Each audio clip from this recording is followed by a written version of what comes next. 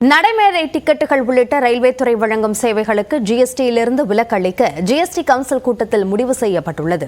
கல்வி நிறுவனங்களுக்கு வெளியே செயல்படும் விடுதிகளில் தங்கும் மாணவர்களுக்கு ஜிஎஸ்டியிலிருந்து விலக்கு அளிக்கப்படும் என்று அறிவிக்கப்பட்டுள்ளது.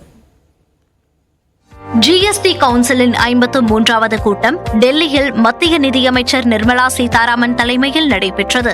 இதில் மத்திய நிதித்துறை இணையமைச்சர்கள், மாநில நிதியமைச்சர்கள் உள்ளிட்டோர் கலந்து கொண்டனர். தமிழ்நாட்டின் சார்பில் நிதியமைச்சர் தங்கம் தென்னரசு கலந்து கொண்டார். இந்த கூட்டத்தில் உருக்கு, இரும்பு, அலுமினியம் என அனைத்து வகையான பால் கேன்களுக்கும் அதன் பயன்பாட்டின் அடிப்படையில் இல்லாமல் ஒரே மாதிரியாக 12% ஜிஎஸ்டி விதிப்பது என முடிவு செய்யப்பட்டது. அட்டை பெட்டிகள் மீதான ஜிஎஸ்டி 18%இலிருந்து 12% குறைக்கப்படுகிறது. அனைத்து வகையான சூரிய மின்சார குக்கர்கள் மற்றும் தீயணைப்பு நீர் தெளிப்பான்கள் உள்ளிட்ட அனைத்து வகையான தெளிப்பான்களுக்கும் 12% ஜிஎஸ்டி விதிக்க முடிவு செய்யப்பட்டது. விமானங்கள் தொடர்பான பொருட்கள் இறக்குமதிக்கு 5% ஒருங்கிணைந்த ஜிஎஸ்டி விதிக்கப்பட உள்ளது. ரயில் நிலையங்களில் பயணிகளுக்கு ரயில்வே துறை வழங்கும் நடைமேடை டிக்கெட்டுகள், ஓய்வறைகள், பொருட்கள் வைக்கும் சேவைகள், பேட்டரியால் இயங்கும் கார் சேவைகள், ரயில்வேக்குள் மேற்கொள்ளப்படும் பரிவர்த்தனை ஆகிய சேவைகளுக்கு ஜிஎஸ்டியிலிருந்து விலக்களிக்க முடிவு செய்யப்பட்டுள்ளது. மாணவர்களுக்காக கல்வி நிறுவனங்களுக்கு வெளியே செயல்படும் விடுதிகளில் தங்கும் மாணவர்களின் கட்டணங்களுக்கு ஜிஎஸ்டியிலிருந்து விலக்களிக்க முடிவு செய்யப்பட்டுள்ளது. இது மாதம் 20,000 வரையான கட்டணம் மற்றும் குறைந்தபட்சம் தொடர்ந்து 90 நாட்களுக்கு தங்கும் மாணவர்களுக்கு பொருந்தும் என்று அறிவிக்கப்பட்டுள்ளது.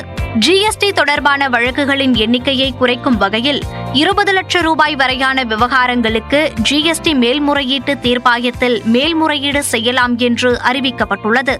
1 கோடி ரூபாய் வரையிலான வழக்குகளை உயர்நீதிமன்றத்திலும் 2 கோடி ரூபாய் வரையிலான வழக்குகளை உச்சநீதிமன்றத்திலும் தாக்கல் செய்யலாம் என தெரிவிக்கப்பட்டுள்ளது.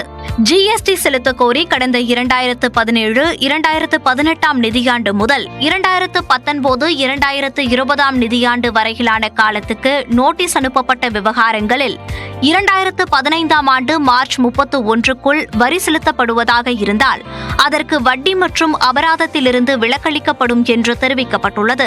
பாதுகாப்பு படைகளுக்கான குறிப்பிட்ட வகை பொருட்களை இறக்குமதி செய்யும் போது அதற்கு ஒருங்கிணைந்த ஜிஎஸ்டியிலிருந்து மேலும் 5 ஆண்டுகளுக்கு விலக்களிக்கப்படுகிறது. இந்த கூட்டத்துக்கு பிறகு செய்தியாளர்களிடம் பேசிய மத்திய நிதியமைச்சர் நிர்மலா சீதாராமன், பெட்ரோல், டீசலை ஜிஎஸ்டியின் கீழ் கொண்டுவர வேண்டும் என்பதே மத்திய அரசின் விருப்பம் என்று தெரிவித்தார். இதுகுறித்து மாநிலங்கள் ஒன்றிணைந்து முடிவெடுக்க வேண்டும் என்றும் அவர் கூறினார்.